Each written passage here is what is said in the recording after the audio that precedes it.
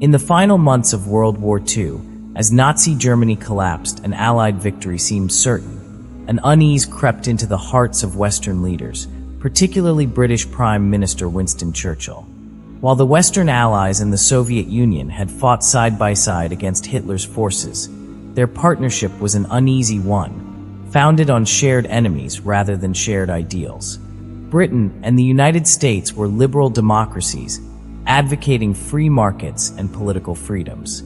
The Soviet Union, under Joseph Stalin, was a totalitarian regime that had previously signed a non-aggression pact with Hitler, only joining the Allied cause after Germany's betrayal in 1941. By early 1945, Soviet troops had pushed the Nazis back across Eastern Europe, liberating yet also occupying vast swathes of territory.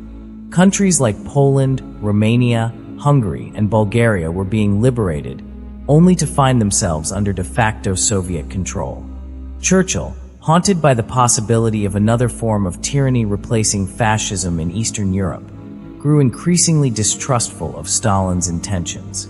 This concern was not only geopolitical but deeply personal. Churchill had long championed the cause of Poland, and he saw the Soviet grip tightening around it.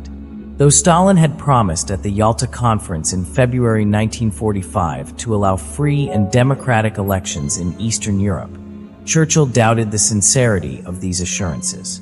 In this atmosphere of suspicion and rising ideological tension, Churchill ordered his military planners to examine the unthinkable, a preemptive war against the Soviet Union to push them out of Eastern Europe and restore the post-war balance of power. Thus was born Operation Unthinkable, a top-secret and deeply controversial plan that would explore what was, to many, an unfathomable turn of events, turning the victorious Allied guns against their recent Soviet partners. The operation would go down in history not as a military campaign, but as a potent symbol of how quickly the wartime alliance was disintegrating and how deeply the seeds of the Cold War had already been sown, even before the ashes of global conflict had settled. The first draft of Operation Unthinkable was prepared by the British Chiefs of Staff and the Joint Planning Staff in May 1945, mere days after Germany's unconditional surrender on May 8th.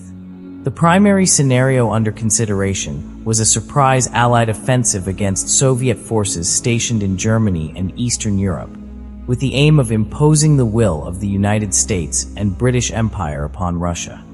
That will was loosely defined, but centered around securing a square deal for Poland, ensuring that Stalin honored the terms of Yalta and withdrew from countries he had promised to liberate, not occupy. The planners proposed launching the offensive on July 1, 1945, a date selected both for strategic purposes and due to political timing. It was just days before the scheduled British general election, in which Churchill's political future hung in the balance. The plan envisioned a swift and overwhelming strike centered in the Dresden region, using 47 divisions of Allied troops, British, American, and Canadian, amounting to nearly half of all Western forces in Europe at the time. Yet the Soviet presence was far larger. Estimates put Soviet strength in Europe at over 260 divisions, many of them hardened by years of brutal fighting across the Eastern Front. The Soviets were deeply entrenched, heavily armed, and enjoying a wave of ideological momentum following their victory. The planners admitted that even with complete surprise, the chances of achieving a rapid and decisive victory were minimal.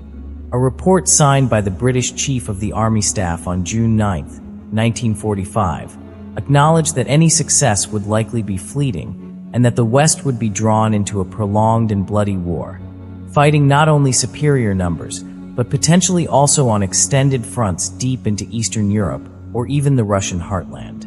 Moreover, without full American support, and there was no formal U.S. agreement to participate, the British alone lacked the manpower and logistical capacity to sustain such a campaign. Churchill himself was aware of these limitations, but saw value in at least exploring the option, perhaps to exert pressure on Stalin during the post-war negotiations, or to keep the West psychologically prepared for what many saw as an inevitable confrontation. The defensive aspect of Operation Unthinkable was also considered.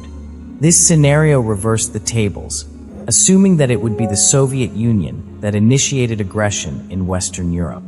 In this case, Allied forces would have to hold defensive lines, particularly in Western Germany, until reinforcements, especially from the United States, could be mobilized.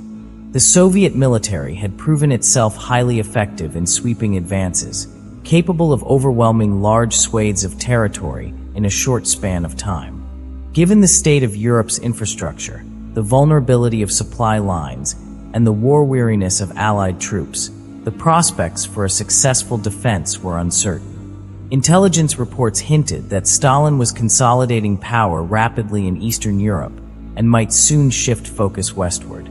What added to the mystery and concern was a sudden move by Soviet Marshal Georgy Zhukov in June 1945 to reposition and fortify Soviet forces in Poland, an action that some Western analysts found alarming. Historians like Professor John Erickson have speculated that this move may have been a response to leaks about Operation Unthinkable, possibly transmitted through the infamous Cambridge Five, a network of Soviet spies embedded within British intelligence.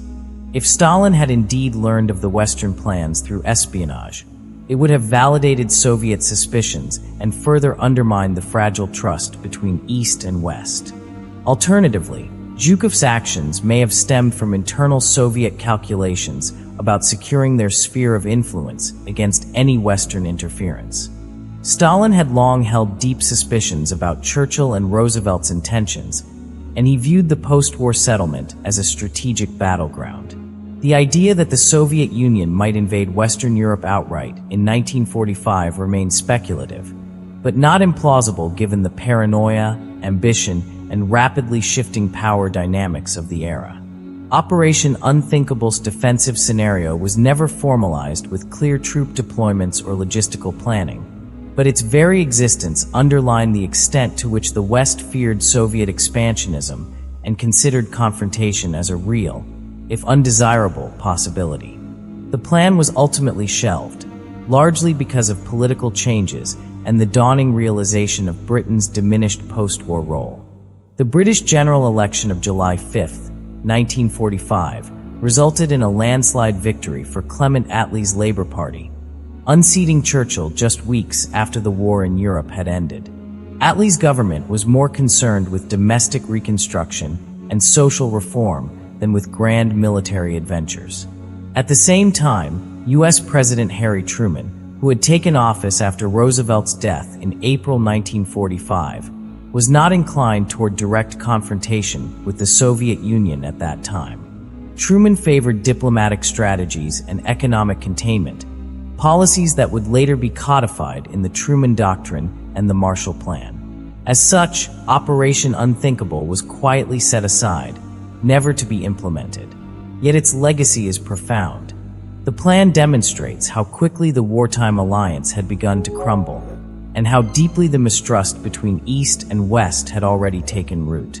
It also underscores the limits of British power in the emerging bipolar world, a world increasingly dominated by the superpowers of the United States and the Soviet Union. For Churchill, Operation Unthinkable was not merely a military exercise.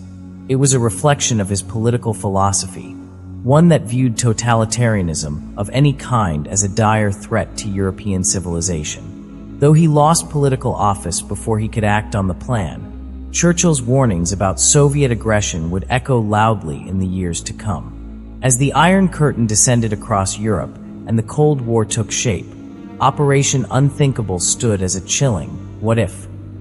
A reminder that the peace secured in 1945 was precarious, and that beneath the surface of celebration, the world had already begun preparing for its next great ideological and geopolitical struggle.